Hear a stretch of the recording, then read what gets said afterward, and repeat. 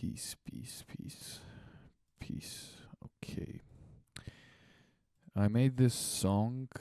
I made this thing, man. So this. It's on my channel. You'll most likely, or you might check it out. So let's try and see how I did it. Um, Initially, this was a project for a sound design session for my game, or at least the project that I'm working with a friend. So I made that out of this.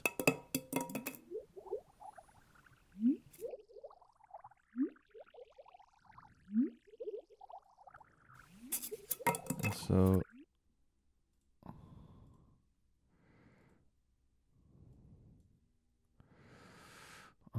we should do this.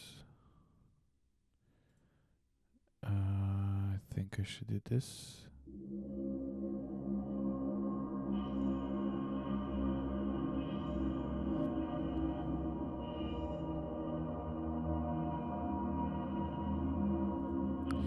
So it's a technique and an approach that I use a lot.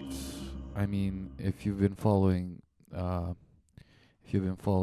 this channel, my work, and so it's a matter of getting a neat texture, and in this case, so the initial sound here is this. I think yeah. So it's a friend of mine who can mimic like these droplet sounds, and he literally did it over Discord. Pretty insane. And and I use that here. This is a recording of a Zoom recording of some,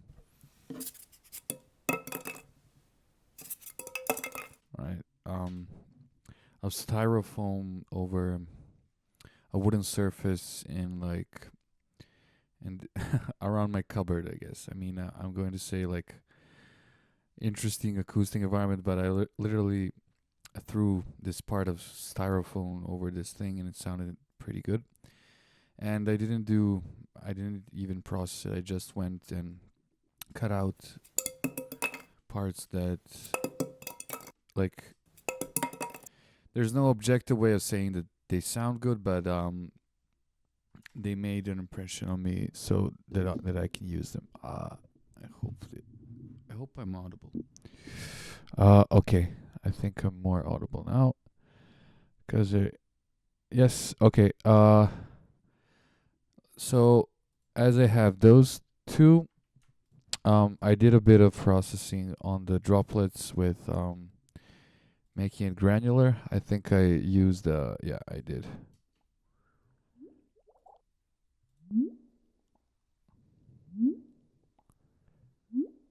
Very, very subtle with this. It's a preset. I was working fast. Again, a preset with Ableton's what's it called, granular delay or whatever. And I used the shifter as like a ring modulator, but again, all of these are to taste, and as I'm working with them and like having exact specific parts is, I don't think it's not relevant for this. Okay. Then again, a thing that I use a lot is so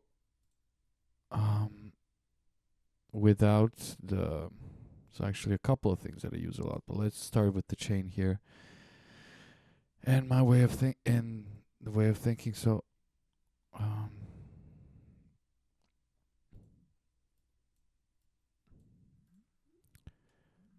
I should be getting, yeah.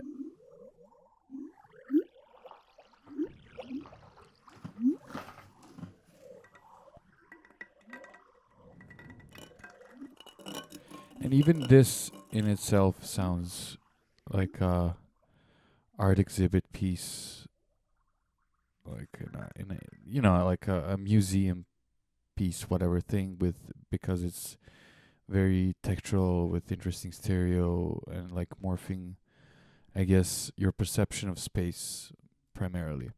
And you, so the way I'm using dust here is I've enabled right the space part, like the grid thing. I don't want to touch this much. I mean, I can get back. So you can, but it was zooming wobble grid. Yeah. Again, I was running through. I was listening what sounded good, and then the way you set up granular, like you can do it. So it's processing audio, right? That's getting inputted. But what I'm doing here is I'm sending MIDI information into Dust. So each of these little notes, as I'm using Reactor's spiral, uh, I'm sending like these notes into them, and you do it by. And again, I have a couple of tutorials where I go about Dust, but here I think it's a matter of me trying to get the concept and my way of thinking closer rather than focusing on like exact techniques. And so here you have these like emitters, and I went and I used 3 emitters here. I set them to live input, so it's getting like input from this. Because it has a mode where it can play its own samples. I don't use it at all, but it might be useful. Either way, so I set it to MIDI note signal rather than you can use its own sequencer, but I like the spiral one because it's I don't know it's interesting, and the way it diverges, and it looks very psychedelic as well as this like the original thing. And if you're using Dust, make sure to set your MIDI range to be like adequate so it catches. So here I don't think it might not even be catching the red one, whatever, but um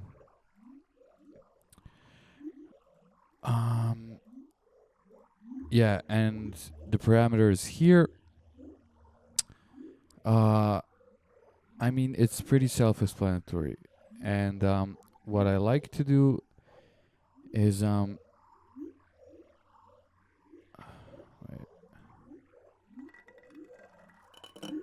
right, I like this drag function because it kind of acts as a like a gravity force type, like it almost dictates like how strong this gravity field will be in this matrix here, and within this all these dots. uh I'm sorry if it isn't like as specific, but I feel it's like dust just makes everything granular, and it makes it um disorienting. I don't know, it gives it a good texture. And so after dust, I added a bit of wetness to the recording.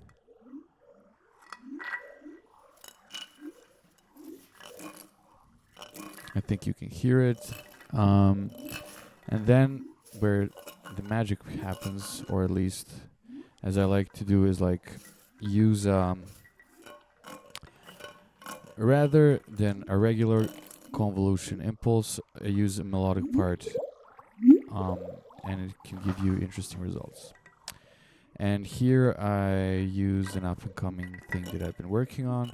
And when you enable it, it kind of like acts as if so. Imagine having, and I think it operates on at the point of amplitude, but basically having a threshold, and whenever a sound hits the threshold, it activates this melodic part here, and that's how I see it. It might not be like the exact mathematics, but either way, it's like when you enable it.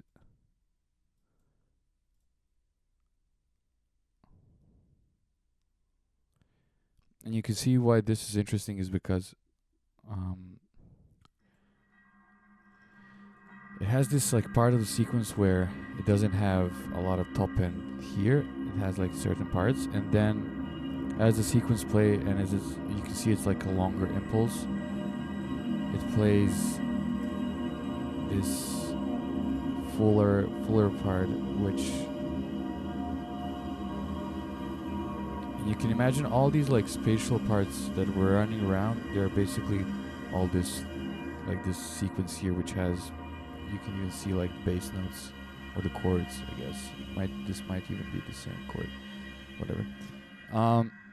What gives it more control and what's sick? Okay, so it doesn't operate on the part of only volume is because when you add in sorry, let me check just okay, we're at 11. So it doesn't only operate at the bass, so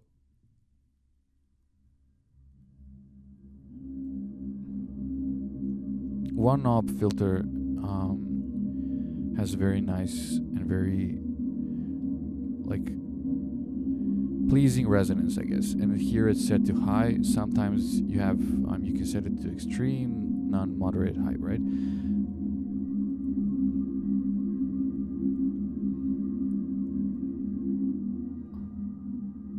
Actually, I don't think it's working now because sometimes this needs to be open like this. Yeah. It has like a delay.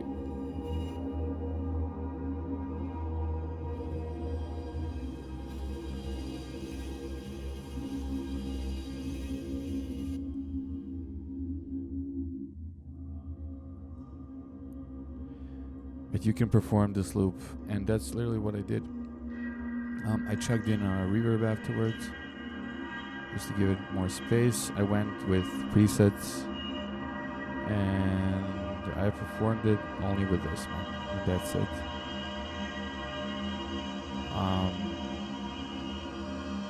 So it gave me like this,